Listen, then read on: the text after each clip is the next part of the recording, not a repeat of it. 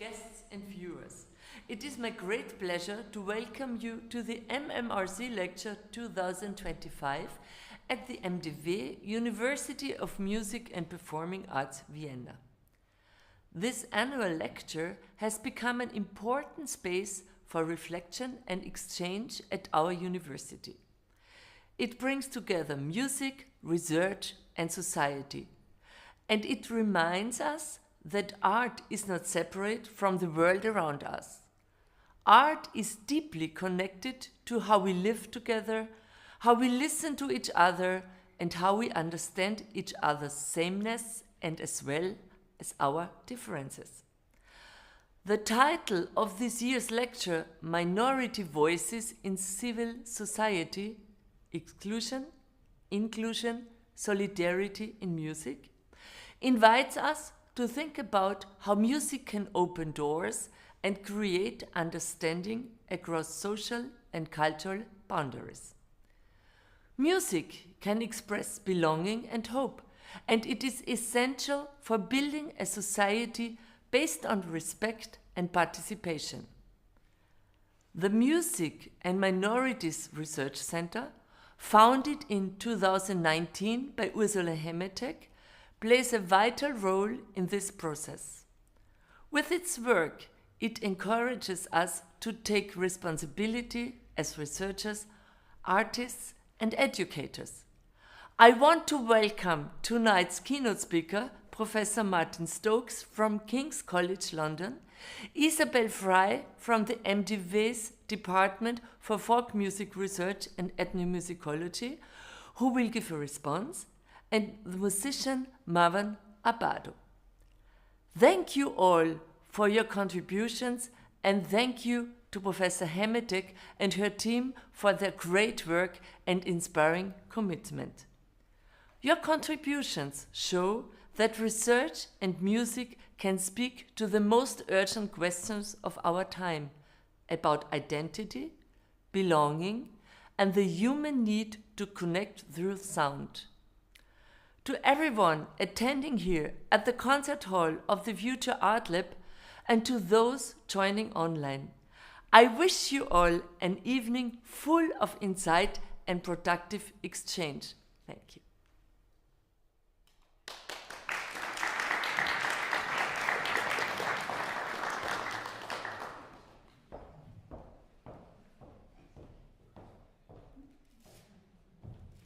Dear colleagues, students, and friends, also from my side, welcome to the MMRC lecture, Minority Voices in Civil Society, Exclusion, Inclusion, and Solidarity in Music. As you can guess, my name is Ursula Hemetek, and I'm the director and founder of the Music and Minorities Research Center at this university. And I want to thank the rector for her introductory words and for her ongoing support of the projects and ideas of our center. Central to our research at MMRC is the urgent question of what role music plays in relations between hegemonic and marginalized social groups within societies. And this year's lecture focuses on how academia can take on socio-political responsibility. I want to thank Marwan Abado for his wonderful opening. Marwan is a Vienna-based, well-known musician and has often characterized himself as Palestinian from Ottakring. Ottakring is a Viennese district. He was born into a Palestinian Christian family in a refugee camp in Beirut, Lebanon. In 1985, he fled from the Lebanese civil war and moved to Austria, where he continued his musical training with Asim Chalabi, an Iraqi oud master. It was in Vienna that he found a new home as musician, singer, composer, and poet. Since 2025, he is also a lecturer at this university, teaching oud in the ethnomusicology master's program. And this is a development we are very happy about.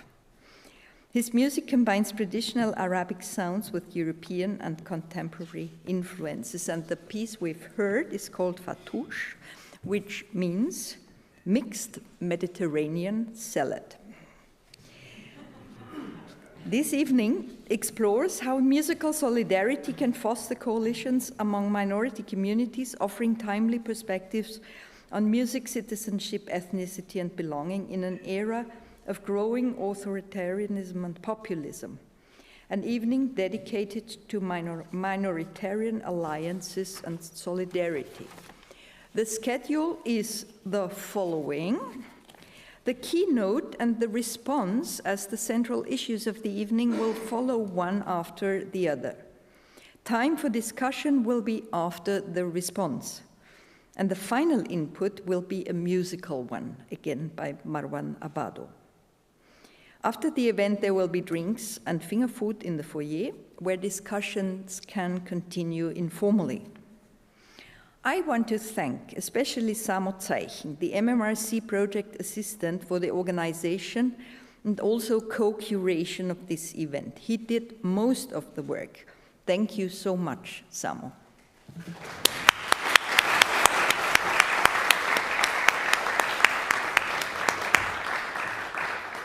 Likewise, I thank Malik Sharif, the Deputy Director of MMRC. It was the three of us who prepared the MMRC lecture. And I'm grateful to all the presenters, Martin Stokes, Isabel Frey, and Marwan Abado, for accepting our invitations. And my thanks go to the audiovisual team of the university. It was quite a challenge in this room that enables us to make our lecture digitally accessible, and my thanks go to the facility management of our university. This university is a wonderful organism where all parts work together smoothly in making things like our lecture happen. Thank you so much. And thank you all for being with us. The first presenter, Martin Stokes, who is King Edward Professor of Music at King's College London, has researched music in Turkey, Egypt, and elsewhere in Europe and around the Mediterranean. His books include The Arabesque Debate, Music and Musicians in Modern Turkey, Ethnicity, Identity, and Music, The Musical Construction of Space, The Republic of Love, Cultural Intimacy and Popular Culture in Turkey, and most recently, Music and Citizenship. Currently, he directs the Beyond 1932 ERC project on the legacy of the 1932 Congress of Arab Music in Cairo. He does this work at King's College in London. He's also a fellow of the British Academy. And two of his books, the one on ethnicity and identity and the one on citizenship, he will revisit in his lecture titled Music, Citizenship and Belonging. Isabel Frey is a senior artist and postdoctoral researcher at the Department of Folk Music Research and Ethnomusicology at the University of Music and Performing Arts, Vienna, and a Yiddish singer. She completed her PhD recently at MDW in 2024 on contemporary transmission and performance of Yiddish folk song, and also was a visiting fellow at Harvard Center for Jewish Studies in 2023. She co-led the arts-based pilot research project challenging the theater of memory, Yiddish song beyond kitchen stereotype, with Benji Fox-Rosen at the Music and Minorities Research Center. Isabel is also very active politically, for example, as a co-founder of the Jewish-Arab Peace Initiative Standing Together Vienna, where Marwan Abado is also involved. Her topic, Sounding Solidarity, Music, Minoritarian Alliances, and the Politics of Belonging. I'm very happy to present two speakers and one musician whose work I deeply admire and who have a lot to say on the topic, minority voices in civil society, exclusion, inclusion, solidarity in music. And I suppose also they have to say a lot to each other. Martin, the floor is yours. Thank you.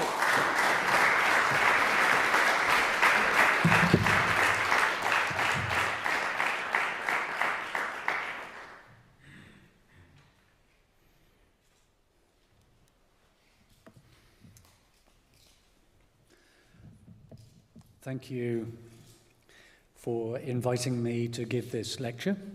It's a true honor to be here, and it's a true honor also to share the stage with Marwan Abada and Isabel Frey. Thank you, Ursula, too, for helping me shape the topic and the angle of my talk.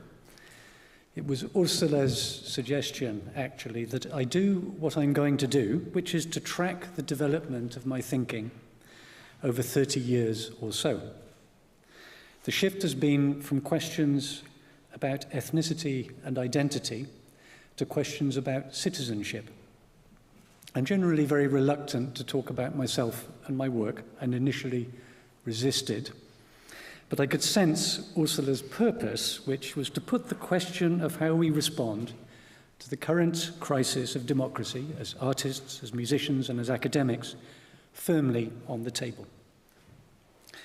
So let me try and do that, necessarily a little autobiographically. I began my academic career teaching at the Queen's University of Belfast in Northern Ireland in the late 1980s. A small corner of the Western world, then convulsed by 2 decades of dirty war. My memories are of a wonderful university, vibrant student life, and a city full of music. But they are also memories of a city choked by defensive walls, roadblocks, and security, of sporadic shootouts and explosions, and the constant and exhausting need for caution, wariness, and attention to the ever-shifting sectarian geographies. I arrived initially to take over John Blacking's ethnomusicology teaching on a temporary contract. He was very ill at that point. I was, quite simply, available at a time when a job in Northern Ireland wasn't such an appealing prospect across the water back in England. I eventually joined the faculty as someone who had worked on music in Turkey for his Oxford PhD, who had worked as a translator for a refugee rights association in London, and who was interested in the world of Islam. Somebody a little different, in other words, in that particular environment. I was also there as a former student of Edwin Ardner, a remarkable Oxford Don who had introduced me to anthropology as a master's student. His intricate and erudite thinking about ethnicity and identity had entranced a whole generation of Oxford students, and me too. Ardner objected to the high structuralism of the Oxford milieu, which approached identity as it approached everything else, in terms of static, binary oppositions, us against them, white against black, insider against outsider.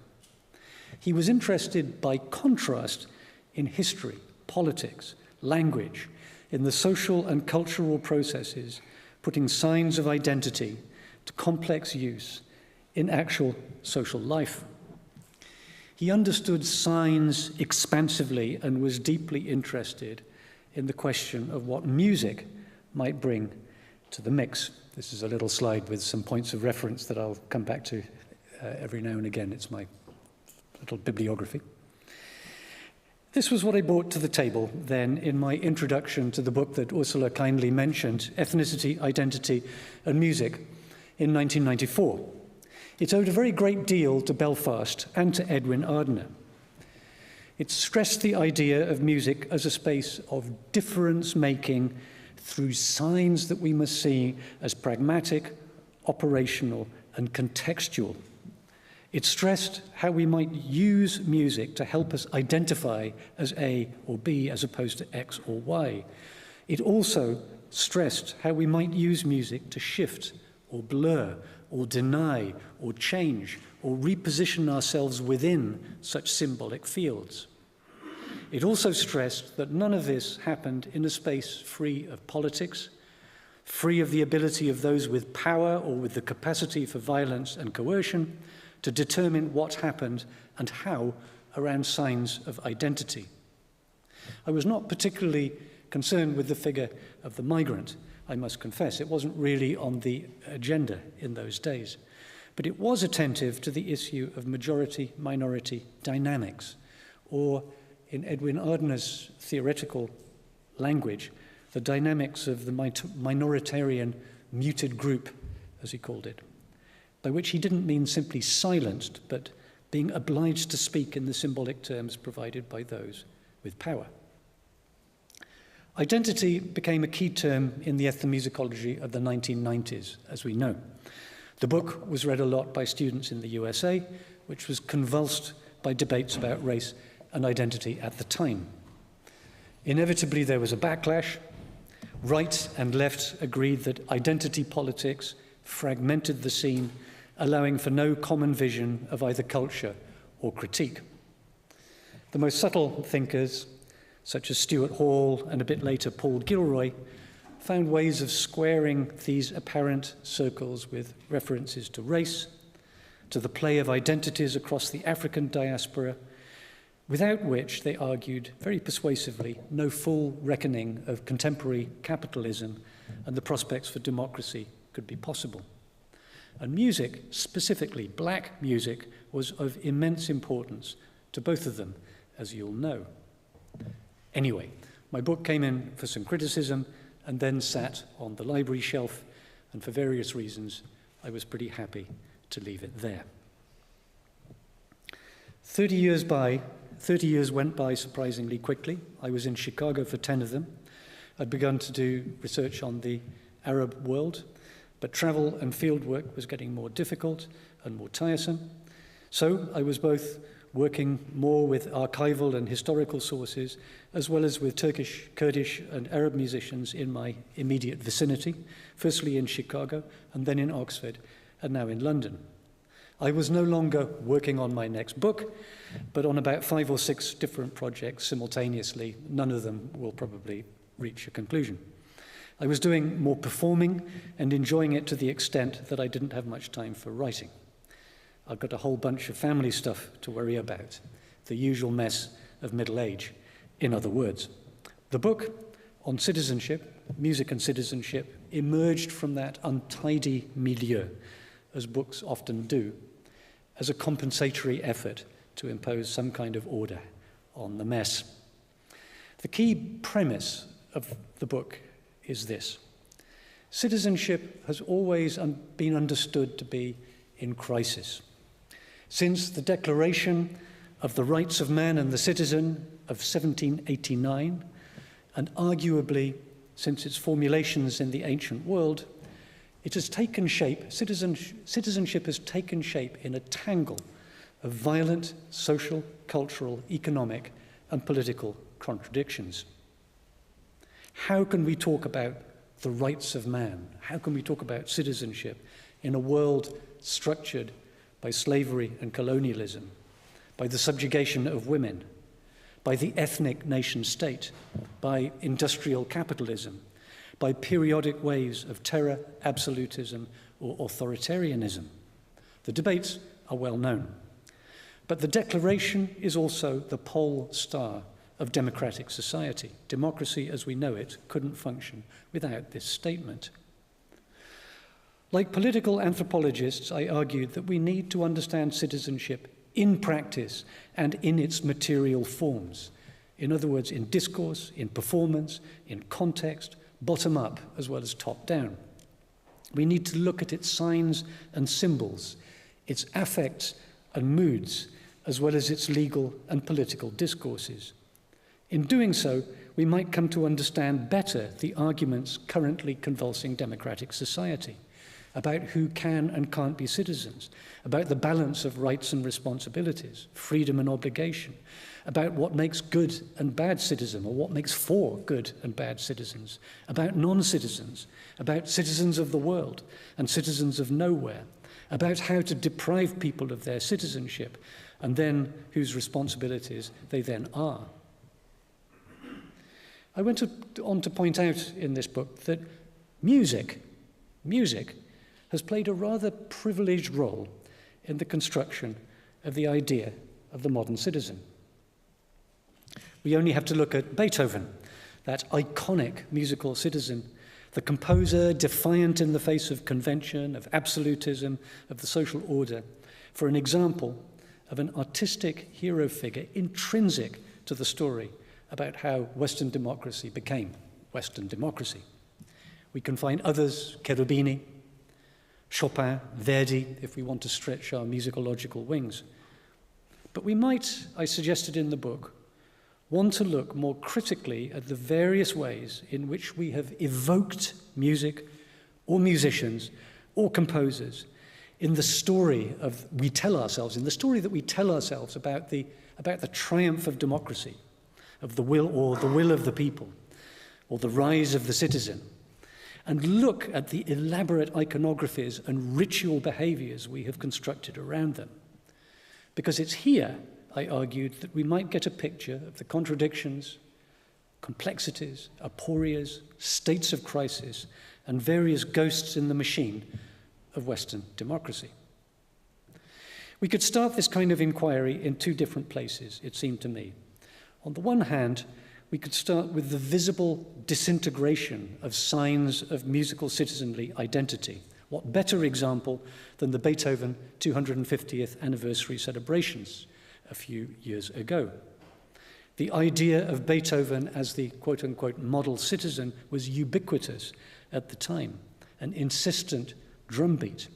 But a model citizen of what exactly? Of Bonn, of Germany, of Europe, of the world? The citizen Beethoven narrative is a fog of confusion. Otmar Hörl's 700 identical green and gold statues of Beethoven, dotted around Bonn to celebrate the anniversary year, offered a wry commentary on a scene of semiotic crisis. A miniature Beethoven for everyone. A declaration, in my interpretation, that we no longer seem, well, an acknowledgement, I should say, at least as I see it, that we no longer seem to know what single thing Beethoven stands for, when once it had seemed to us to be so terribly clear. And an invitation to question how and why we turn to musical icons, signs and symbols to shore up, to support citizenship discourse, and with it the very idea of Western democracy itself. So that's one starting point. We could also start, it seemed to me, with more contemporary questions about democracy's soundscapes, the clamour of populism, the noisy multiplication of voices in the public sphere, the fantasies of amplification through social media, for instance. Conversely, the growing deafness and short attention span of political publics, their seeming inability or unwillingness to listen, their weakened capacity to discern quiet voices amongst the shouting. It turns out these anxieties about democracy's audibility, about democracy's acoustics, have a history going back to the French Revolution and to Rousseau, who, as you might recall, in the Essai sur l'origine des langues, had much to say on the matter. Speaking in the public assemblies, in the French Revolutionary public assemblies, was one issue, but being heard was quite another. The revolutionaries were highly attentive to the question of political listening, as Sophia Rosenfeld has recently shown, connecting in her argument the French Revolution to the emerging science of the ear, to autology. So here was another arena in which questions about sound and citizenship have historically been deeply entangled. So I started music and citizenship then simply by putting these two questions, these two problematics together. But I also felt strongly that one needed to escape the West with all of its normativity and its circular argumentation, in which the West is both effect and cause.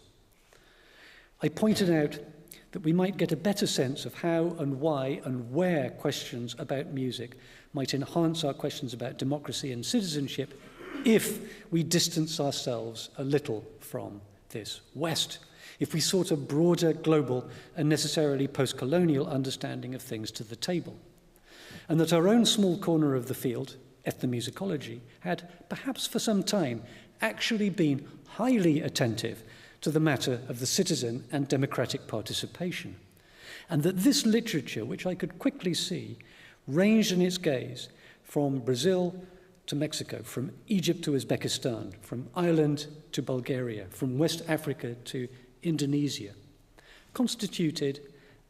thereby constituted a rather old, it might give us an opportunity to reinvigorate and refocus at what is in the West a rather old topic of conversation.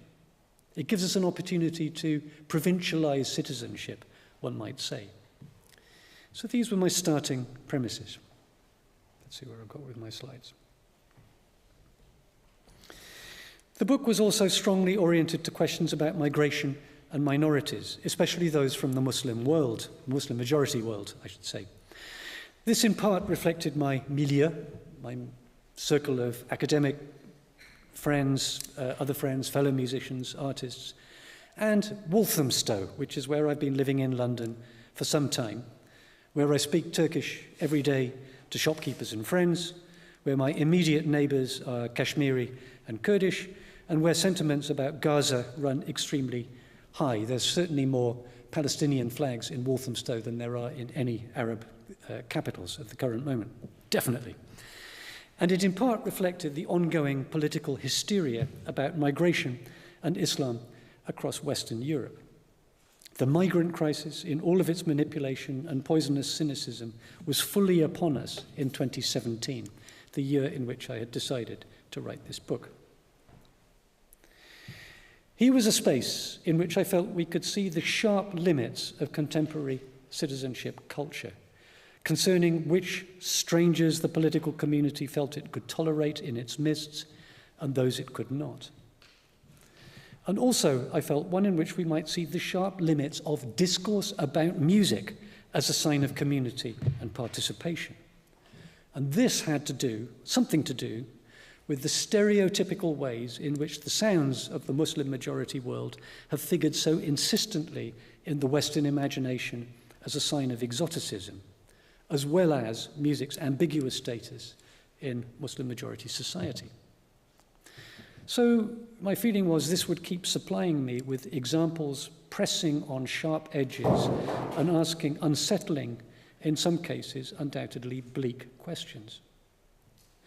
I concluded the book, because it was very much in the news at the time, with a kind of epilogue concerning one of the victims of the massacre at the Bataclan in Paris, exactly 10 years ago. We're at exactly the 10-year anniversary at this moment. The deceased person being a young ethnomusicologist at the Sorbonne of Algerian origin called Khairetin Sahbi. He had been at a rehearsal of Arabo-Andalus music, which he was researching. He was caught in the crossfire as he was walking back home and died on the spot. He had begun his Arabo-Andalus studies at the age of 10 at his local music association in Algeria, I learned. These had to be curtailed due to the civil war in Algeria in the 1990s.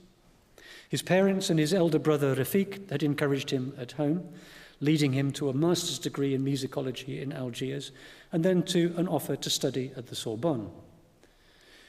Hearing this news, I immediately exchanged words of condolence with his Sorbonne professor, Jérôme Clair, an old friend of mine. Sometime later, I stumbled across Khairetin Sahbi's obituary in Le Monde, which concluded with his elder brother Rafiq's words, and I translate. What I would like to say is that he will not be forgotten. He died with his violin in his hands. He had many projects on the go. He was a Muslim and he believed in the values of Islam. The Bataclan is already a name, i.e., the name with which he will now always be associated. But we would prefer a place dedicated to the music with which his name is associated. End quote. The music in question, in his brother's moving words, is specifically North African classical Arabo-Andalus music, deeply embedded in histories of intimate Jewish and Muslim interaction in North Africa, deeply associated with values of civility and conviviality mainstream French society no longer considers Arabs capable of. Arabo-Andalus is already a complex musical sign of identity. But here, in these moving words by Khairettin's brother Refik, it is deployed in a poignant statement about citizenship. Citizenship underscored by a commitment to participation, projects on the go, to empathy and communication, symbolized by his violin, and none of this being incompatible with being fully a Muslim who, quote unquote, believed in the values of Islam. Now, I don't know whether a memorial was ever constructed in his name, but his brother's words speak eloquently. Music doesn't protect us, but it does provide us with powerful symbolic means of protesting the appalling zero-sum binary choices we seem to be presented with as modern citizens, this or that, them or us, and what those living the most precarious lives must do to survive them. I'm now working on a project that actively involves musicians and sound artists of Arab background and heritage in London and Paris. A small group and I are exploring the legacy, as Ursula mentioned, of the 1932 Congress of Arab Music. This has been much discussed in our field as the swan song, as the end, as the last gasp of the old comparative musicology and the birth of the new ethnomusicology. But the full sound archives of the Congress have only recently been made available, and its centenary is just round the corner, and it just seemed to me like a good moment to revisit this fascinating moment. Now, our project has been explicitly about decolonization, an attempt to shift a discourse about Arab modernity back to Arab world margins, to spaces marginal to the national conservatory systems the 1932 Congress initiated or consolidated across the Arab world, in Iraq, in Egypt, in Tunisia, for instance, as well as elsewhere. Musicians associated with such margins, such spaces, found their way to London or Paris or elsewhere over the following 80 or 90 years. These and their descendants are the people we're interested in engaging, to find other ways of thinking about the modernization and therefore futures of Arab musical culture. A great many of them find themselves today inevitably embroiled in the current culture wars, brought to the boil in the UK, at least, by Israel's trauma on 7th of November 2023, by the genocidal war in Gaza, by the ongoing settler violence on the West Bank, by Netanyahu's manipulations and Trump's Nobel Prize delirium, by the West's inaction, and by rage at the naked exploitation of our government's uncertainty and inaction by the far right and by their friends in government, for who this is all an opportunity to aggressively turn up the heat on students and academics, on protesters, on journalists, on anti-racism activists, on the BBC, and on London and its mayor, Sadiq Khan. One of our recent resident artists in the project was London-based Palestinian, I should say, because he continues to be a resident artist associated with the project, is London-based Palestinian sound artist Karim Samara, whose work situates itself squarely within and explores this deeply troubled space we're in at the moment in the UK. I'm going to play a fragment of one of his recent performances, better than trying to describe it in words, in a second. But in simple terms, it features oud playing, samples of political oratory, often from the Arab world or from Black America, and tape loops making use of these, as well as ambient and accidental sounds. The oud, as you will perhaps know, is an iconic instrument, an iconic vehicle for modernizing classical Arab heritage, turath. It's also an iconic sign of Arab migrant or refugee identity in Western Europe, as countless recent films attest. I don't know if anyone's seen the film Limbo, made in 2022, about a Syrian refugee in a remote Scottish asylum centre who has walked all the way from Syria carrying his oud in his hands to this remote Scottish island which he never plays and never touches. It's a beautiful film, and I warmly recommend it, called Limbo. So Samara plays it in ways that deliberately evoke its and play with its iconic status. In conversation, he reminds his listeners and audiences that he started in his musical life inspired not by Arab classical music, but by his father's love of rock, punk, and new wave in a hardcore band as a guitarist. That learning the oud properly was not an option available to him as a diasporic Palestinian of his age and class and location. The title of a recent performance I was involved in was called Moon, Turn the Tide, Gently, Gently Unto Me, a reference not to classical Arab musical culture, though it perhaps might well have been, but to Jimi Hendrix, to a track of ambient electronic noise on the 1968 album Electric Ladyland, preceding, for those of you who know the album, the song Still Raining, Still Dreaming, which is a kind of Exodus, Atlantis fantasy in which Hendrix asks the waves to part so that he and his girl can leave the land and all of its troubles behind. He makes reference to this, and he makes reference to Afrofuturism and its echoes and reverberations in contemporary Arab culture. He's deeply invested in debates and discussions and the soundscapes of so-called Arab futurism. He's immersed in reading the work of Etel Adnan, the very famous Lebanese critic, artist, and thinker. The work of Palestinian science fiction writers like Yara El-Ghadban. So it has this whole frame of reference. And it also has another frame of reference evoked by this title about waves and water, is also to migrant and refugee arrivals on the south coast of the UK from France, on the so-called small boats that currently enrage the far right and dominate the media landscape at the moment. It's a rich, thoughtful and powerful mix, both in sound and in public conversation, in which Samara excels. Let me just give you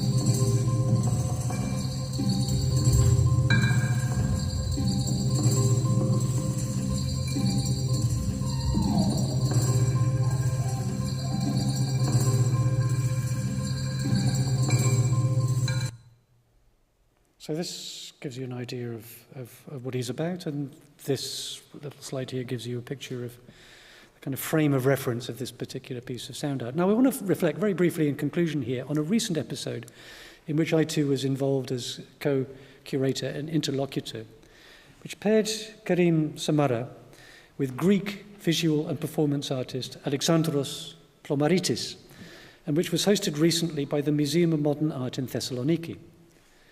Plomaritis' installation called Becoming a Ghost reflected simultaneously on his current identity as a Mediterranean migrant in Belgium, in Brussels, and also on his home city, Thessaloniki's deep identity as a place of migration, refuge, and transit, from the Sephardic Jews welcomed to the city by the Ottomans in the 16th century, to the Anatolian Greeks following the population exchanges with Turkey in 1923, to the Syrians, Iraqis, and Afghans fleeing this century's wars. Plomaritis' photographs and videos appear to document a kind of choreographic event, showing him usually naked in cavernous, half-ruined and distinctly northern European environments, simultaneously conspicuous and transparent as composite migrant ghost artist. The conversation after Samara's performance, surrounded by Plomaritis' evocative images, dwelt at some length on where these two projects, so clearly about migration, about refuge, and about artistic and political citizenship, touched and connected, and where they differed. The conversation took place in the familiar, safe, caring, and of course highly privileged spaces of state-subsidized modern art and sound curation, in museums, galleries, and universities, for audiences of students, professors, intellectuals of one kind or another, people like us. It's been very easy for the media to dismiss these kind of spaces and their funding, these artistic communities as being disconnected from the real world, as being parasites on public money. My own field, ethnomusicology, has also been reluctant to engage with these scenes, regarding them as in some ways elite, bourgeois, inauthentic. And I've inherited from much of my own professional life a certain kind of impatience with the cozy privilege of these scenes, a feeling that they're somehow remote from some kind of migrant reality. But that feeling has changed recently, and I want to conclude by saying why, because it bears on the issues that Ursula has brought up for us and that has rightly insisted that I address. As regards the Arab world, where so much contemporary thinking about and practice of music has quite simply been driven out of the region, these kind of curated museum spaces are quite simply where much of it happens. It's not authentic traditional music, it's not the world of vernacular culture, and it doesn't represent discernible migrant communities. But it is, nonetheless, committed and engaged and thoughtful music making, and any vision of Arab musical modernity must surely take account of it. Alongside that, of course, anthropologists and ethnographers are by now well accustomed to the idea that they might learn from literary and artistic experimentalism as a means of decolonizing their own intellectual practices. So the main reason for my own change of heart, however, has to do with the kind of alliances, friendships, and connections I increasingly feel artists, musicians, and intellectuals must now make to resist the serious pressures that are all around us, pressures, ultimately, on democratic society itself. I'll try and get to that in a second. This is clearly a rather complex claim, but I think it has simple principles at heart. One of them is the ongoing need to build intellectual and cultural alliances across the currently very fragmented and fragile spaces of contemporary academic and artistic production. Antonio Gramsci's prison notebooks, written nearly a century ago, are very much on my mind for their vivid analysis of the rise of fascism in Italy and the ways in which intellectuals might oppose it. We must find creative and open ways of thinking across difference, of translating radical sensibilities across different environments and class structures, of building across these spaces task-oriented solidarities, a kind of Gramscian concept here at root, I think. Artistic, musical, and academic worlds can model this, can take a lead. Another is the need to alter the atmosphere of threat and dread that assails us at the current moment. Basic public civility seems almost impossible right now. The political realm appears as a zone of shouting, performative cruelty, opaque declarations of pain and anger. We urgently need new public models of attention, civility, and generosity. The powerful and, to my mind, thoroughly Gramscian words of one of my favourite columnists for The Guardian, a left-leaning UK paper, Zoe Williams, sprang to mind, and she's commenting on the so-called free speech debates. She says, "Discourse that is conducted through a prism of civility rather than freedom has a lot of generosity in it. People want to share their expertise. They want to represent their perspective persuasively. They're open. They're often thoughtful or funny. You know you're debating a thing rather than the freedom or otherwise to say the thing because there's a lot of love in the room. And that isn't because you all agree, it's because it's not possible to meaningfully communicate, to say what you mean, to listen to others without generating warmth end quote. Beautiful quote. Artistic, musical, and academic worlds can, again, model this, can take a lead, can show that that warmth is to the possibility that it's still in our social repertoire. I'm aware in conclusion just how precarious the argument for civility is these days and how problematic it is to certain ears. There's so much going on that enrages us, that must enrage us. And civility can look like a bourgeois facade, icy disengagement, or an idle excuse for doing nothing. So let me try and summarize my argument today. One, there's been a shift. The argument, what I've been talking about, boiled down, goes as follows. First point, there's been a shift in my own work, and perhaps in the broader field of ethnomusicology too, from identity to citizenship. The latter, citizenship, I've argued, opens more doors, both to thinking about our political responsibilities and to forging intellectual and cultural alliances beyond the academic world. Two, migrancy, the world of our new neighbours here in the West, obliges us to widen the field in which we might imagine progressive alliances in our own societies. Three, and that music, so complex, so elusive, so public, and yet so intimate, widens the margins of discourse, which widens the margins within which we might imagine inclusion and solidarity, which widens the space in which we might exercise the arts of political belonging. I'll conclude with those words, thanking Ursula for inviting me, thanking you all for being here, thanking Summer and the whole team for all of the organisation that has gone into this, and pass the baton now to our third interlocutor, Isabel. Thank you very much.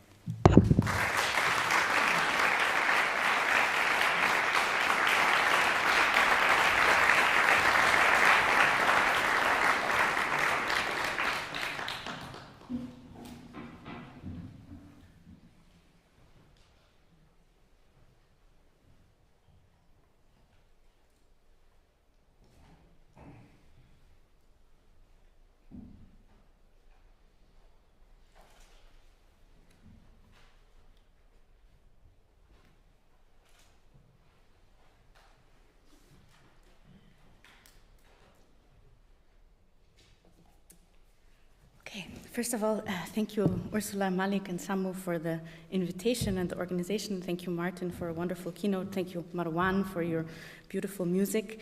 It's an honor to be able to give this response, and I want to jump off one of the last points of Martin's talk, which was a call to build alliances. Despite the fact that music has clear limits and can also be used for othering and for exclusion, it still has the power to build, affirm, or also redraw political alliances across groups. And it establishes boundaries of inclusion and exclusion and can also forge new solidarities that transcend, complicate, or challenge conventional notions of national and ethnic belonging. And in a time where the so-called left splits apart through its fights around identity politics and sectarianism, while the far right is on the rise in many, many places around the world, we are in urgent need of the power of music to forge solidarities across ethnic boundaries. But how exactly does music do solidarity?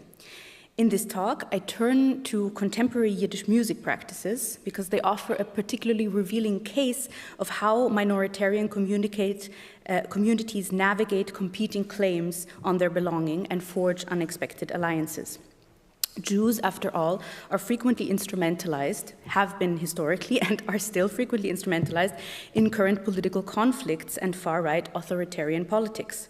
And I explore this question through my long-term ethnographic fieldwork in the transnational contemporary Yiddish music community. I have two case studies, or particularly of Jewish and particularly Yiddish solidarity with the other different ethno-religious groups. The first examines a collaborative project between displaced Ukrainian and Berlin-based Jewish musicians in response to Russia's full-scale invasion in 2022. The second looks at a compilation album, a collaborative album, of new Yiddish songs written in solidarity with Palestinians, which was published in response to Israel's genocidal war in Gaza. Beyond Yiddish culture, these examples demonstrate how minoritarian communities can forge alliances through music, how they engage with the fraught politics of ethnic difference and national belonging at a moment when different communities are increasingly pitted against each other in service of authoritarian agendas. And I work with this concept of minoritarian alliances, which comes from activism, not from scholarship necessarily, particularly from the Initiative Minderheiten, the Minority Initiative, which was also co-founded by Ursula Hemetek. And it refers to how minorities can build strategic political affinities without requiring full identification with each other's struggles, without necessarily having a claim to totality. And I would argue that through such alliances, minoritarian communities intervene in what sociologist Nira Yuval Davis calls the politics of belonging, the struggles over who belongs, who determines belonging, and what political projects belonging serves. Musical practice, I argue, offers possibilities for building these temporary political alliances and potentially also disrupting predetermined conceptions of belonging. Before I dive into the cases, I just want to give a brief note on my multiple positionalities from which I give this talk. I started my engagement in the field before becoming an ethnomusicologist, actually as a Yiddish singer, and particularly a Yiddish protest singer. And I was driven to Yiddish song out of my own identity crisis as a secular diaspora Jew, disillusioned from the pervasive ethno-nationalism in my community in Vienna. And it also led me to become a peace activist in Palestine, Israel for many years already. So I'm very much part of my field, not just as a researcher, but also as a practitioner and activist. And in the second case of the collaborative album, I'm not only a contributor to the project, but also one of its main organizers. So I also have an ethnographic lens from being one of the main organizers of the project. I come to my first case, Druzy. It's a Ukrainian Yiddish ensemble. Druzy means friends in Ukrainian. And it was founded in 2022 after Russia's full-scale invasion of Ukraine by American Berlin-based klezmer fiddler Craig Judelman and Ukrainian Jewish clarinetist Mitya Gerasimov from Kiev. They are the two men right in the middle with the fiddle and the baby. And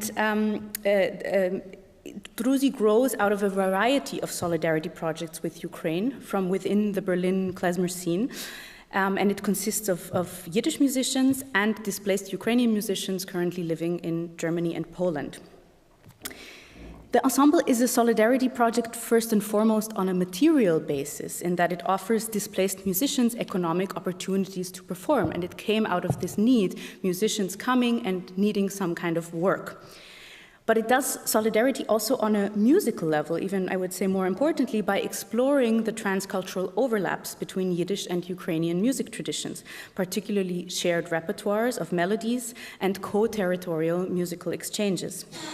Exposing these entangled histories is also politically significant by countering current Russian propaganda that exploits Jewish-Ukrainian tensions, historical tensions, to portray contemporary Ukraine as fascist and anti-Semitic and legitimizes its war through it. So I will now play a brief example. It's a set of several songs that were pieced together and played as one long song. And it's from a concert in Vienna last year that I also helped organize.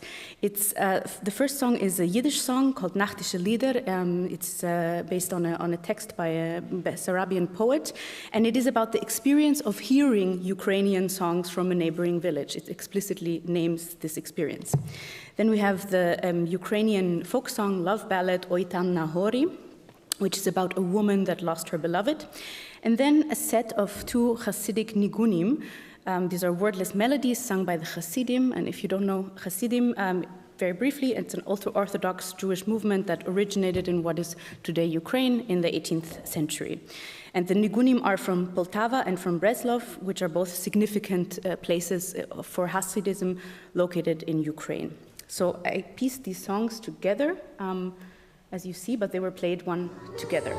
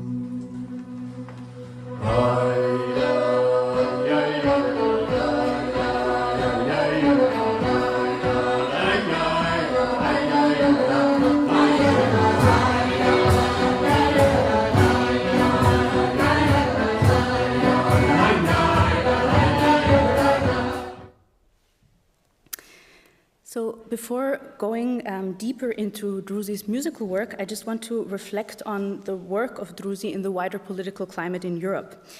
While it is concretely grounded in kind of direct solidarity and help of musicians, it's not necessarily counter-hegemonic in what it does, particularly in the context of Germany. As Martin also mentioned in his talk earlier, there's this kind of hysteria around migration, and particularly around certain kind of migrants, particularly around migrants from Muslim-majority countries. And refugees from Ukraine, while still being structurally discriminated in comparison to people with citizenship, still stand on top within a kind of hierarchization of refugees, a racialization of refugees.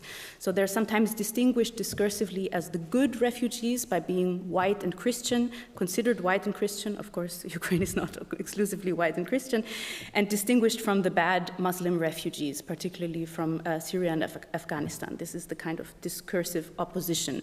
And this was very strong in Germany, also in Austria. And at the same time, we don't need to view Druzy simply as a civil society project, but we need to see it within the context as coming out of a Jewish musical community, seeing it as a Jewish political project and Jewish solidarity project for Ukraine, which builds a minoritarian alliance that perceives commonalities through shared musical heritage and intervenes into the politics of belonging. As the founder, Craig Gudelman, also explained to me, its aim is to reimagine Jewish Ukrainian history and thereby also intervene into these contemporary, what is sometimes called mnemonic wars, especially about history around World War II, and propagandistic narratives of the Russian regime that portray all Ukrainians as Nazis. But within this discursive field, Druzy makes Jewish Ukrainian transculturality effective, tangible through the embodied experience of music. There's no need for any kind of artificial fusion, as is often a discourse in kind of world music industries, as Yiddish music is already fundamentally transcultural, shaped by interaction with various majority cultures. By showcasing this shared heritage through collaborative music making, the ensemble contests narratives of ethnic purity on both sides, depicting Ukraine as a multi-ethnic, multi-confessional space and countering wartime propaganda through performance. Now, we move on to the second case, Lieder mit Palästina. It's a collaborative album, and the full title is Lieder mit Palästina, New Yiddish Songs of Grief, Fury, and Love. And it's a compilation of Yiddish songs by contemporary Yiddish singers and songwriters responding to Israel's genocidal war in Gaza. All proceeds of the sales are donated to Gaza Birds Singing, which is a musical educational project in Gaza led by local musician and educator Ahmed Mouin. The project, which I've been involved with in conceptualizing and organizing from the beginning, started with a call that went out in June 2024 through Yiddish cultural networks around the world, and I will read it. Comrades, whose Yiddishkeit and hunger for a just peace are symbiotic.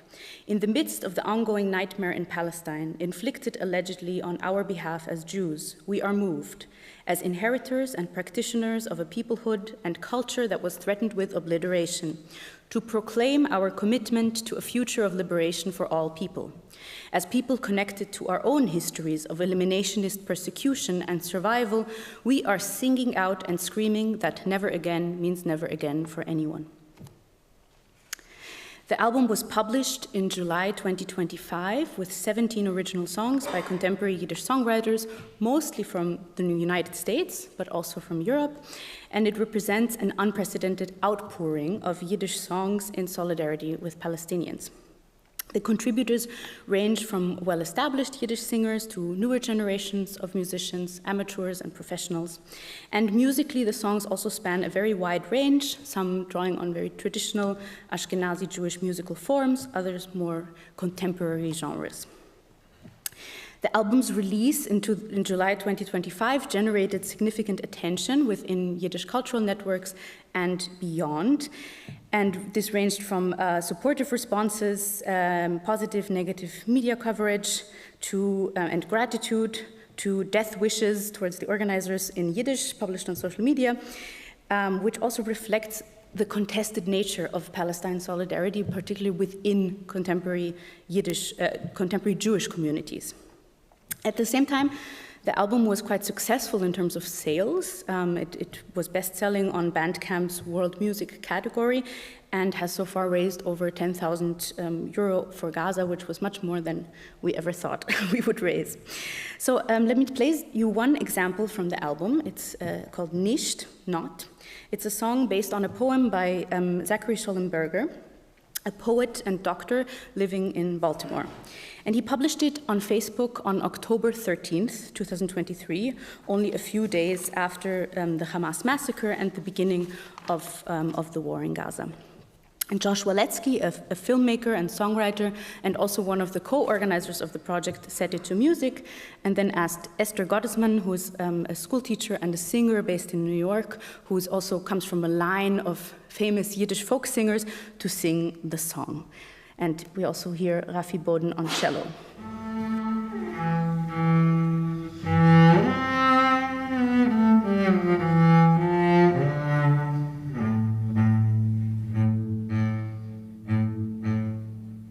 Nicht sehet heut, wird mir Chaie sein, die Teute. Nicht, nicht, nicht. Seher Hunger is unser Breit, nicht, nicht. Werden sehere Tränen, wird noch Tränen werden. Blut is reut, is reut, is reut. Nicht, seher Hunger is unser Breit.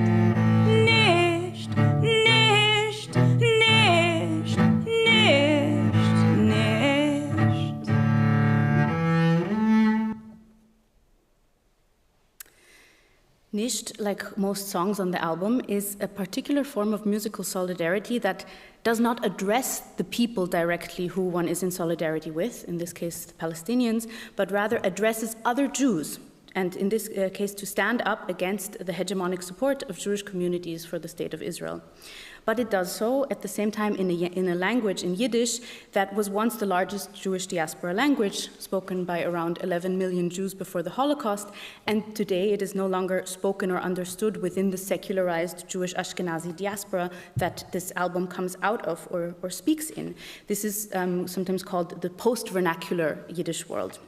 So this post-vernacular context gives less importance to the meaning of the text itself, and more to the sonic and musical cues of a kind of diasporic embodiment of Jewishness, a kind of Yiddishkeit in Yiddish perhaps, and which also centers more the signification of Yiddish vocalization or the performativity of it.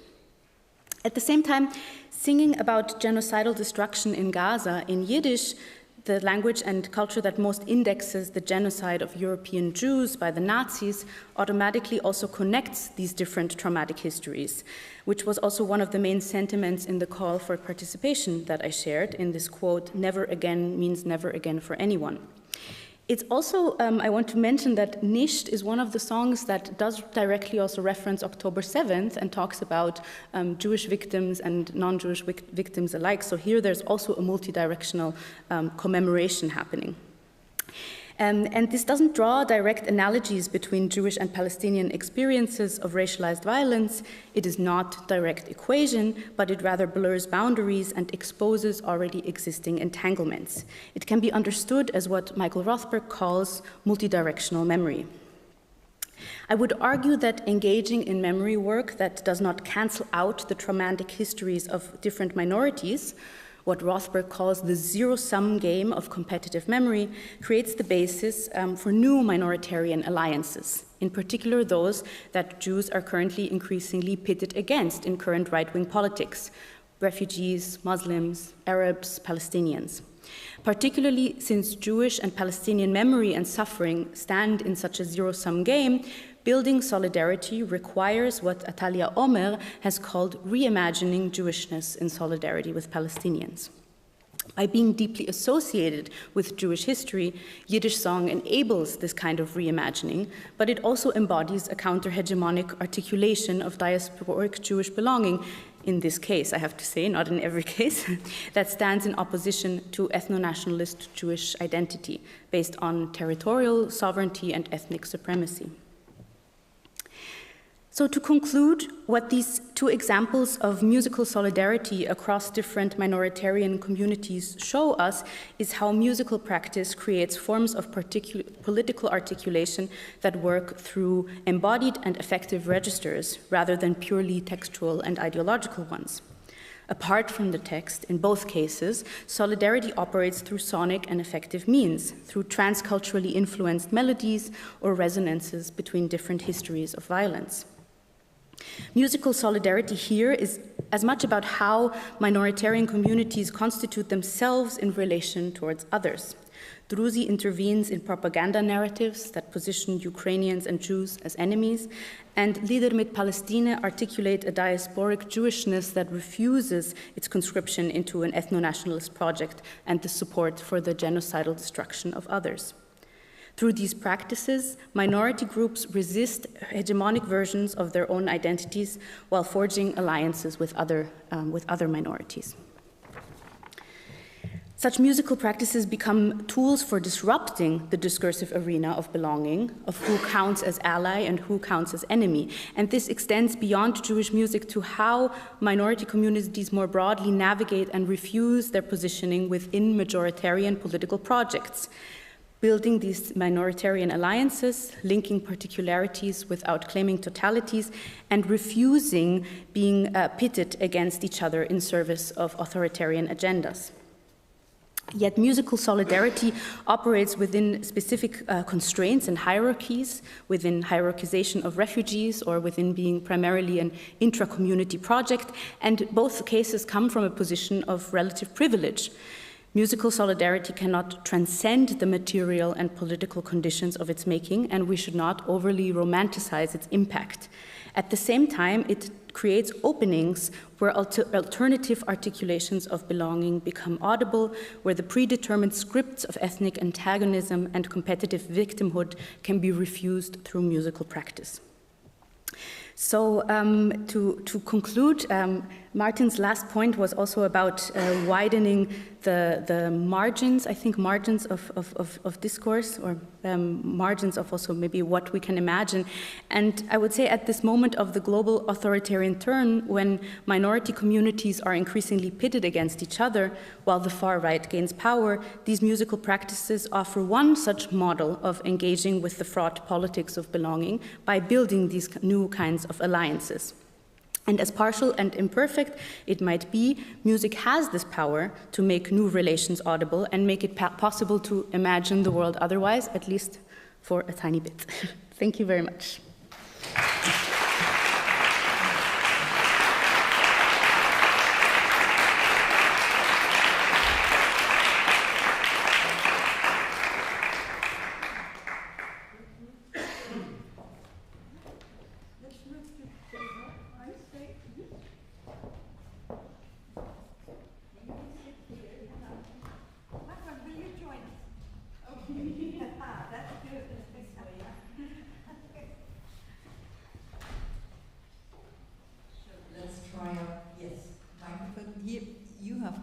Microphone, the male microphone and the female microphone here.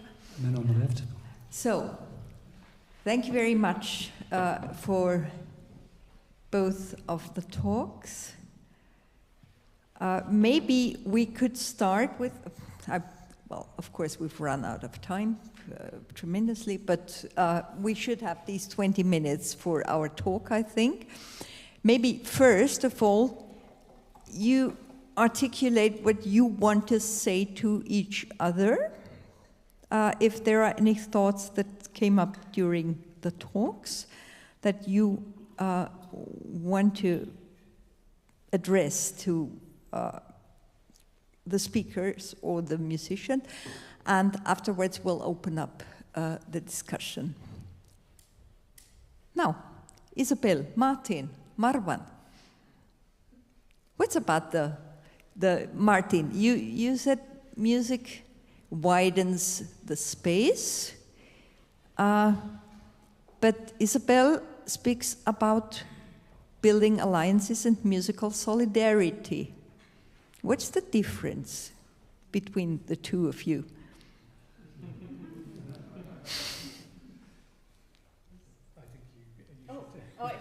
Okay, I was speaking a lot now. I mean, I was, kind of pleasantly surprised at this idea of widening, and I think I also tried to echo this in the end, and I think that happens a lot in ethnomusicology when there's this need also to show that the practices that we look at, as minor as they might seem within the global political scape, are significant and are as significant, that politics is not something only done in the parliaments, for example, or in the prime minister's office, but to show and to have this kind of prefigurative politics of imagining something else, the need for something else. But yeah, I mean, I would say, it was your talk took a different, starting point and a different angle, but this was something that I could very much connect to, and I saw a kind of parallel. I too saw more similarities than differences, actually. I think we were both deeply interested in the space that we can create through music and through talking about music and through thinking about music and through writing about it. It's not just the playing, the performance, the sonic presence of music in the hands of a master musician such as Marwan is of course, is of course fundamentally important to this. But it's everything that we build around music. It's the language that we use. It's the space, the cultural space that we make around music that is where we can do some kind of work. I think to widen margins that are always in danger of closing in on us. So I think from that perspective, we occupy very similar grounds. I feel, Isabel, you are closer to performance worlds which are really doing the hard work here than me, and that might be as much about age perhaps as anything else. I don't no longer quite have the energy levels required to do the phenomenal amount of work that you've displayed for us today, making these connections, finding the similarities where there are similarities, creating these spaces, creating these platforms. So, I mean, I want to pay deep tribute to you for just for the sheer work that's involved in something that I'm rather airily referring to as discursive margin widening. I'd love to know what... the musician should say. Yeah. Yeah. Actually, I have a quite small experience, not on a academic, not in an academic way. As refugees came to Austria like 2015, I had an initiative like making a mobile music school, so going to the refugee camps, and my focus was on the youth. So it's not who were not accompanied by their parents, so they crossed the continent, and I think connected to the idea of civil society, music was a part of a healing process and coming into this society. So this was also opening a space, but a space towards the society where they are entering in and where they can make a positive donation in our society. So getting a self-confidence, speaking, I was focusing on their names. What's your name? Why why they called you like this, your parents. So it was a kind of a storytelling, and moving from this kind of passiveness, like not aware of the society, to a place where they can speak about themselves, and also with the help of music, and also some people were also very creative. Now I come to the idea of solidarity. I think, concerning Austrian politics, thousands of refugees came to Austria from the Arab Islamic world. There was no fund for artists, as if all these people, they don't have anything. They are just coming here to get our women. Whereas after the crisis of Ukraine, a fund was done by the Austrian government. So this is, yes, white, Christian, whatever, you mentioned this point, but I think we should be also aware of how politics make also images and images of people. So, but if we think about it, there was not a cent for those who came from the Arab world or from, so on the culture, I'm speaking only on the culture venue, as if all these people, they don't have a language, they don't have anything. So no artist at all. I'm not speaking about only music, so it is... concerning solidarity, you mentioned, okay, the second project, it's not addressing the people who need the solidarity, but in financial way. And I think there should be also a bridge done to those people who are, in Gaza, or to the Palestinians, to reach out with such a production. I don't like making comparisons. Like the trauma should be taken as it is, how the people are living in this trauma. So, because if a Palestinian knows about the trauma of the Jewish people, it will not make his own trauma better. But maybe it's good that this person can speak about the own trauma, and to give a space for such. And I think no comparison is the best way to reach the people, because comparison makes always, without having in our consciousness, it makes a kind of evaluation. And this evaluation means, you suffered more than me. Oh, okay. What shall we do? So, or whatever, you know. So I think comparison is not it's not a good way. Although we mean it's good, like also in suffering, like, okay, the Palestinian is like South Africa.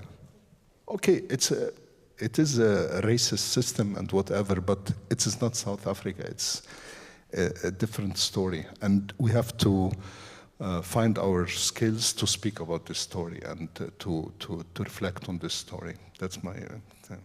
Sorry for my English out of practice. No, it's very good. Yeah, I will just briefly respond. I very much agree with you that comparison is not the way, and is especially toxic within this environment. I like this idea of multidirectional memory a lot, because it's trying to say what we have nowadays when we talk about specifically colonialism and the Holocaust is competition, yeah? But not just that, but different traumas. They're always in competition with each other. Which one is more important? Which one is worse than the other? But another thing is seeing in seeing oneself in relation to the other. And I think this is what has been happening a lot within this musical project, at least, where so much of what Yiddish musicians are doing is related to the destruction of this culture. I mean, it's impossible to make Yiddish music today that is not related to its destruction. And then singing about another destruction puts it into relation, but not into comparison. It's not about equation. It's about seeing the relation of different destructions. So, but I very much agree that comparison as a technique, it's very toxic and it's hegemonic. It's happening all the time, everywhere, and it's always the question from which position is it done and to which end. And I had one more point that I wanted to respond. Yes, and about the Druzi project, what you mentioned about the hierarchies of refugees and who gets what resources. I didn't mention this necessarily, but of course, I mean, when I say it's not counter-hegemonic, it means that a project like Druzi does get funding, you know, and does get also funding specifically for displaced Ukrainian musicians. It's not that they get a lot. I have to say they haven't performed a lot. But there is awareness, yes, exactly, and it's hard for me to, you know, talk about this project without putting it into context of who is excluded. That's not the fault of the project and the musicians. I think it's a wonderful project, and I think it comes from a different motivation. It doesn't come from, again, like mainstream majority civil society that decides which people are more worthy of attention than others, but it comes from a particular community that has very many ties, also to Ukraine, biographical ties and relations also through the music, and is motivated out of that, which I think again is a difference to this hegemonic discourse. Martin, did you want to say something? I did, but I'm also happy to. Should we? Yeah. Well, are there questions or comments from the audience? That's not fair.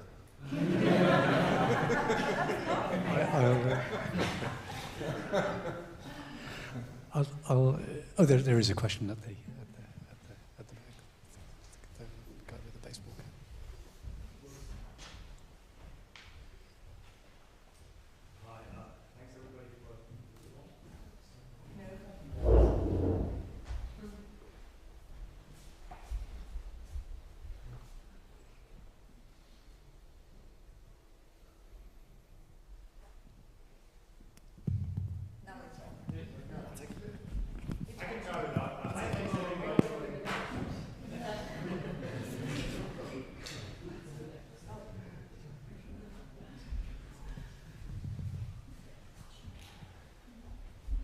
Hi, thanks everybody for the contributions. I find it very interesting so far and also heartening with the music.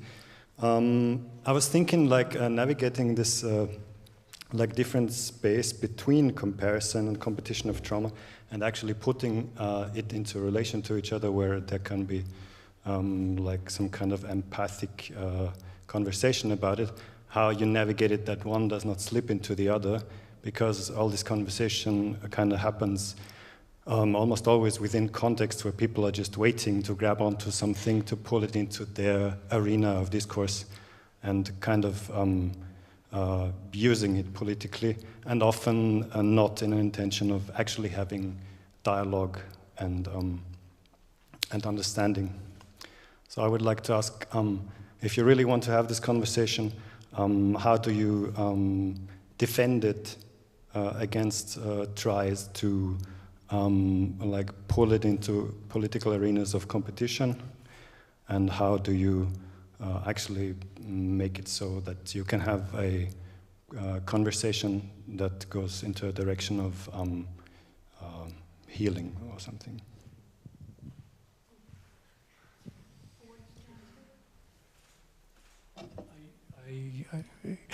I feel the stakes in these kind of collaborations are very high. The risk of misunderstanding is deep. This broader societal atmosphere of distrust is so profound. that I think all of the kind of musical connections and alliances and joint projects that we're talking about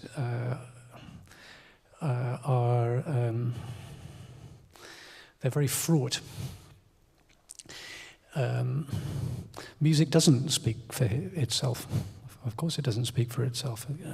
All of these conversations could go in very different directions. I mean, it's possible to come to radically different conclusions about something that we've heard, and it's the same performance, it's the same thing, it's the same project, but it can be understood in very, very different ways. I think this puts the burden. I mean, I think this comes back to something that has been preoccupying me recently, and that I spoke about in my talk, which is finding new ways for writers, academics, and musicians and performing artists to come together. We live in a culture of curation, surrounding which is all sorts of kind of problematic kind of curatorial moves that kind of frame things in certain ways and close down certain debates and certain discussions. We all know what the problems are with this. But I think the burden on us in this kind of environment, the kinds of people that we are in this kind of room, are burdens of finding new modes of conversation about how to do music together, how to put things together, how to stage them, how to organize them, how to present them to the media, how to present them to the press, and how to put them on the most critically productive kind of footing. That would be my attempt to give an answer to that, I think, important question. Thank you, Martin. That was like a very good closing word, I would say. Or, Marco, there's it. Yes, please.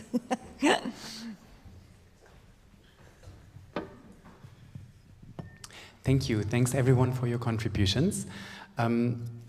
Martin, I was kind of, your description of, or your definition of the examples that you showed us as, you know, bourgeois, elitist, curated, very much resonated with me. And then I was asking myself, why is it so much resonating? And it's probably because, you know, we are still very much used to specific, especially in migration-related ethnographic research, specific images of community, maybe even vernacularity, traditionality maybe even. And I was asking myself if the shift you also described, you know, from identity to citizenship is also connected to a growing, well, lurking accusation of the culturalization of migrants and the culturalizing effects of migration-related or asylum-related research. And my question would then actually be, what does it do with the musics that we are interested in? And we could see that, you know, in Isabel's examples, there was an embracing of vernacularity in a post-vernacular sense. And so I think these definitely classed spaces are quite important in defining how a current state of migration research in ethnomusicology or in ethnography generally looks like. So that would be my maybe question to both of you. How much does these, you know, these forms of accusations of culturalization of migration research influence not only our approaches and our theoretical frameworks, but even the musics that then ultimately are part of our research and are represented then as important? I'll say something very quickly, but I definitely hope that we can all say something on this on this subject. I mean, just very quickly. I mean, my feeling is one of caution and the constant need to be cautious around the romantic narratives that we have just got so habituated to spinning around music and what music can do. You know, that music will always bring us together, that music will always solve arguments, that making music together is always about commensality, that it's always about finding agreements. It's not. You know, music sometimes can't help us. Music definitely can't protect us. You know, music doesn't always show us it doesn't always show us the right way. Music can be exploited. Music can be commoditized, etc., etc., etc. We're sort of familiar with these kind of feelings. So it's a matter for me of finding other modes of engagements with rather complex spaces that are, I think, doing a lot of complicated work that we don't always recognize. It's not always easy to see. And I think that's a project. I don't think we're very good at doing it. People like me, and I think a lot of academics. I don't think we're particularly good at doing it. And if there's a call in my paper for kind of thinking across this space in different kind of ways, in different kinds of ways, it's that. I need to still, I think, organize my thoughts around this question. I definitely agree there in both my examples, and this comes very much from this Yiddish music community. There is this embrace of vernacularity, maybe even like a fetishization of vernacularity, maybe also because it's not present for Yiddish music. And but I'm also not so sure how this relates to the critique of the culturalization.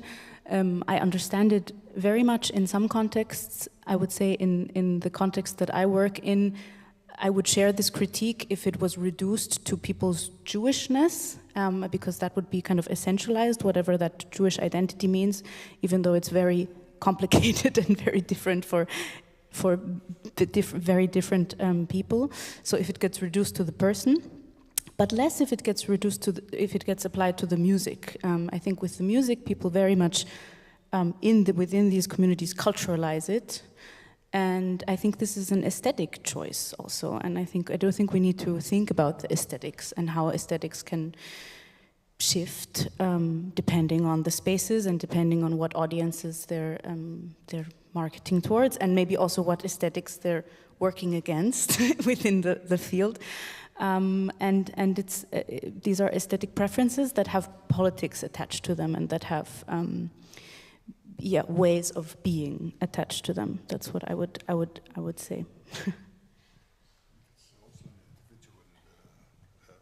Music as a composing process, it's a very individual process, so it's not connected to a group actually.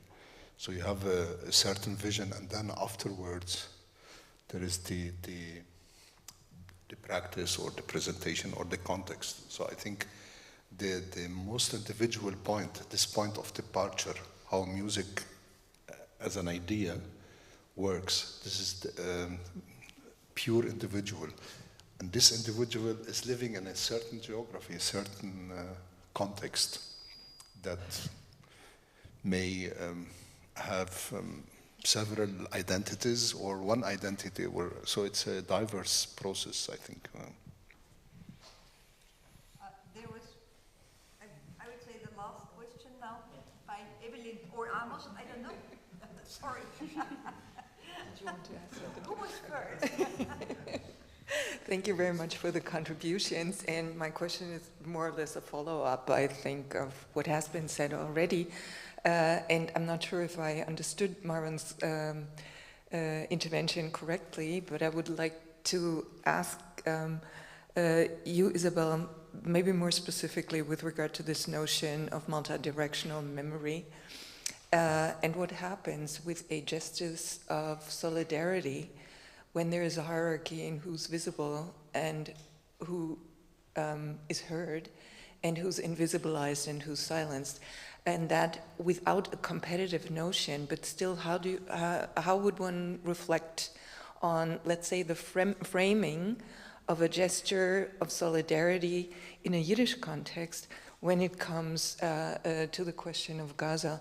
That would be one question. And the other question to you, Martin, would be, I completely hear you with regard to the academia as an institution where we can kind of train maybe another form of critical reflection and thinking about solidarity. But on the other hand, these neoliberalized institutions we're all placed in, they train us in preemptive obedience. So what does that mean concretely? How do we get to maybe another form of academia in which the ideals that you put at the end of your paper might kind of become more concrete and made feasible? Yeah, I mean, what I didn't make maybe so clear is that also the second example, Leading with Palestine, definitely operates within a context of hierarchization. Even more, it operates within a context of supremacy, where what we're seeing in this war in Gaza is that the death of 1,200 Israeli citizens legitimated the destruction of an entire society and the deaths of almost 100,000, probably over 100,000 people in Gaza. So it's about the value of, I mean, this is what happens in a regime of supremacy. It's about the valuing of life. And within Jewish communities, there also is this extreme hierarchization. And that's why I'm saying, I mean, I think it is multidirectional in that it goes into different directions, but it's not multidirectional in the sense of a dialogue or something like that. It is a project that is speaking to Jewish communities, that is addressing Jewish communities. That's the impact space that it wants to have, because it wants to shake up this state of supremacy. What that does to the question of multidirectionality, I mean, I think the multidirectionality is not between groups, it's between different histories that are related to each other and not in competition. So that's why, it can also work within the conversation of where others are completely silenced and non-existent. And then this is a way also to make the silenced somehow appear or visible in some way. Yeah. Yes, I don't fully know how to answer the question, except to say that academic life is always one step forward and two steps back.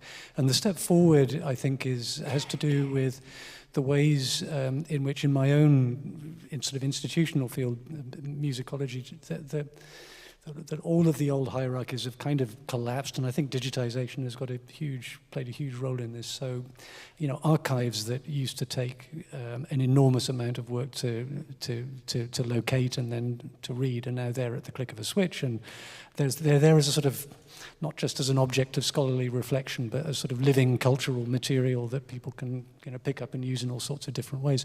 So, over the last decade, sort of adjusting to that, I think has changed all sorts of things for the better.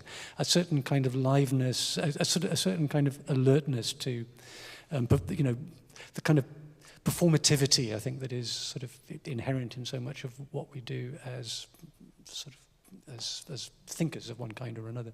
So that's the step forward. The step back, of course, is just the complete political collapse of civility in our own society and the environment of surveillance that's just going on a day-by-day basis. So a bunch of people who are interested in talking about and reflecting on Palestinian experience, for example, are now facing constraints that would just be, would have been unimaginable sort of 2 or 3 years ago. So some things, I think, move forward and allow us to sort of think otherwise and imagine things better.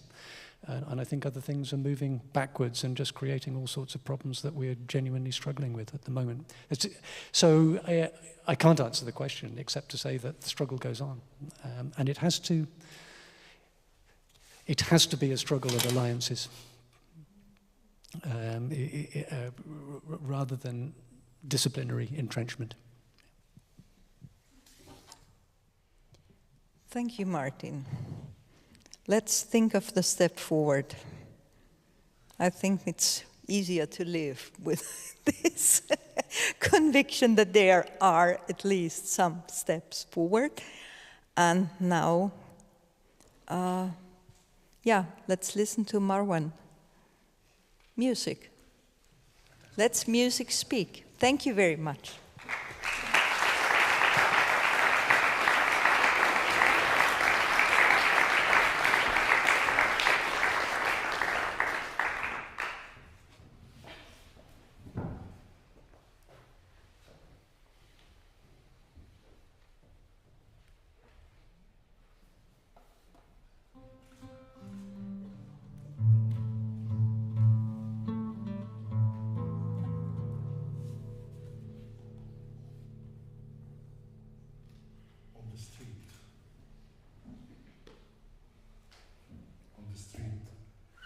Poor guy is playing a rhythm of old times and old villages on the street, and he's laughing, and the people are going through, and nobody is listening, and he keeps playing on the street. A poem written by a Sudanese, Egyptian, Austrian author, and he's speaking about a musician in New York, and I made the composition for this text, like Palestinian, Lebanese, Austrian musician. So, a lot of identities.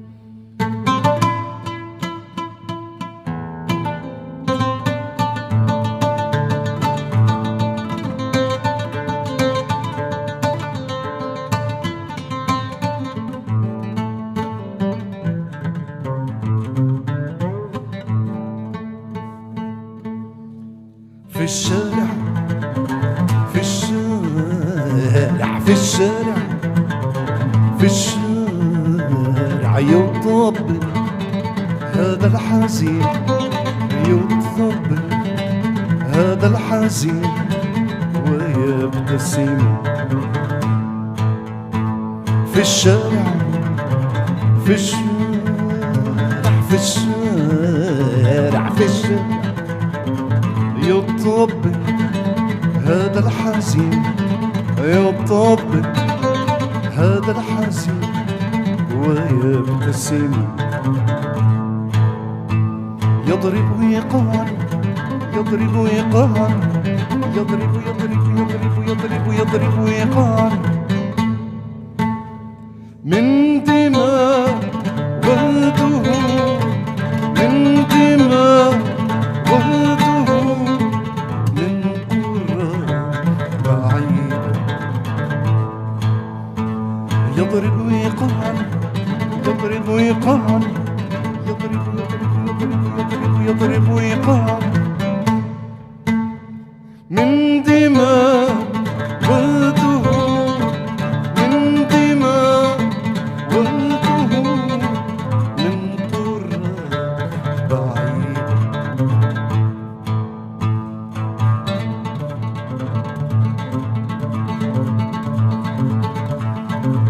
لا أحد يسمع، لا لا لا أحد يسمع.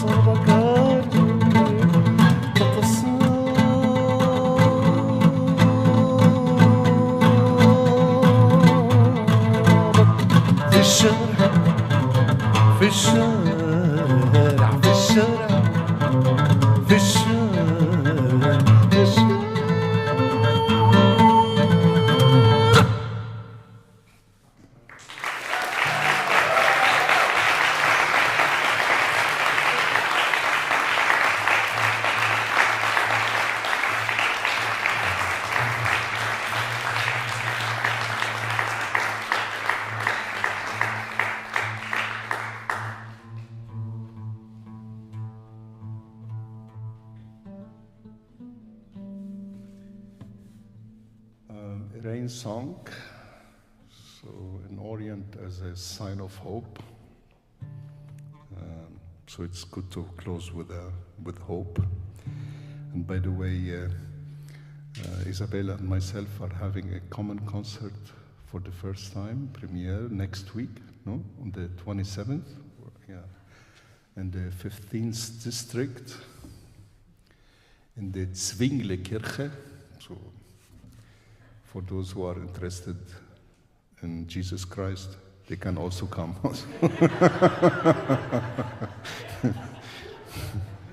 And the surrounding of Jesus Christ.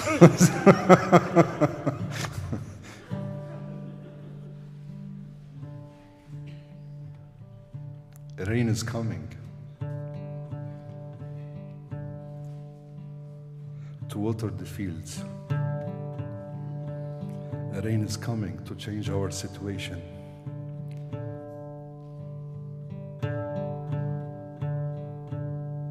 Oh, happiness, get in. Our sorrows are big enough, and our beloved are far away. Rain is coming.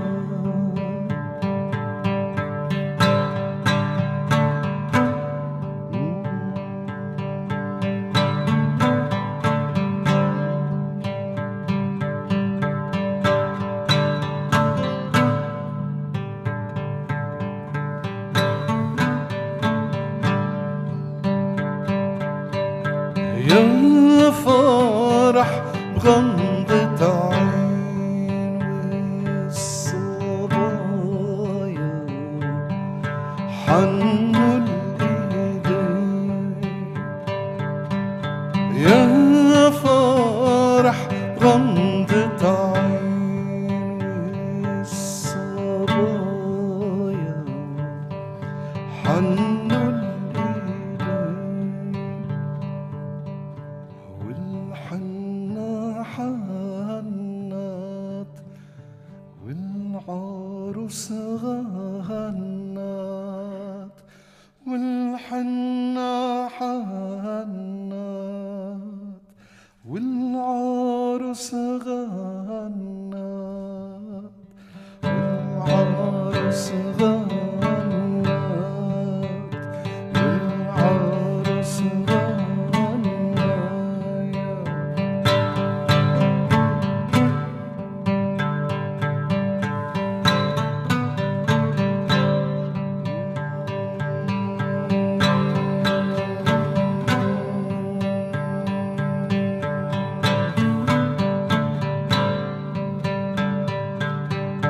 يا فرح مر وعود ضوء الليالي ليالينا السود يا فرح مر وعود ضوء الليالي ليالينا السود والليلة كحلا في ليلة حلا والليلة كحلا في ليلة حلا في ليلة حلا في ليلة حلا جاي فرح لا يغير حال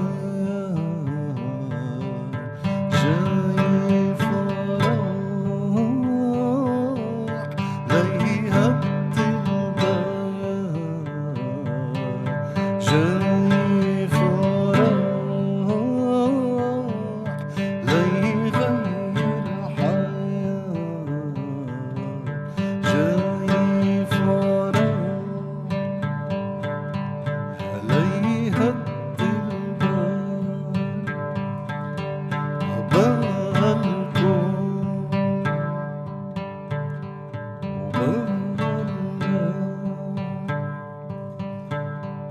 عبالكم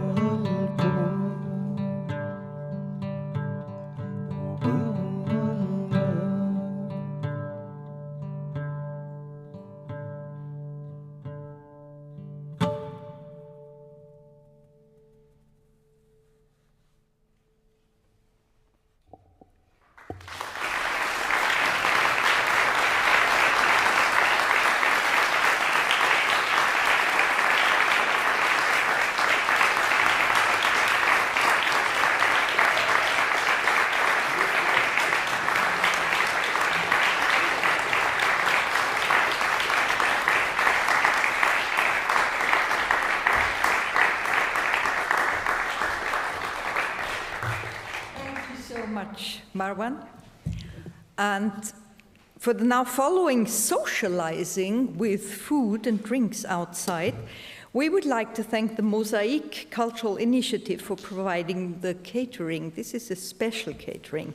The Mosaic Initiative is a feminist cultural project that views cooking as both a creative process and a socio-political activity.